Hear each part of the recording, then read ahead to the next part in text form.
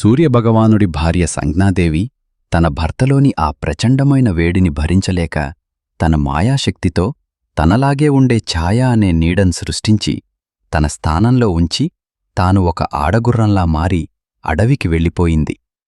సూర్యుడు ఆ ఛాయనే తన భార్య అనుకుని ఆమెతో జీవించాడు. వీరిద్దరికీ జన్మించినవాడే కర్మఫలదాత శనిదేవుడు. అందుకే సూర్యుడికీ శనికి పడదు. అయితే ఛాయాదేవి తన సొంత బిడ్డలను ప్రేమిస్తూ సంజ్ఞాదేవి పిల్లలైన యముడిని యమునను నిర్లక్ష్యం చేయసాగింది. ఒకానొక కోపంలో ఆమె యముడిని శపించింది.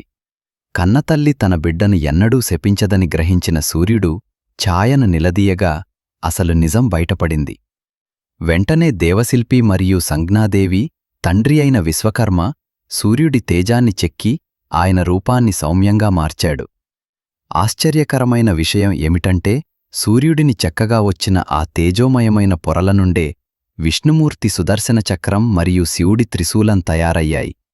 ఆపై సూర్యుడు కూడా గుర్రం రూపం ధరించి తన భార్య సంజ్ఞను చేరుకున్నాడు.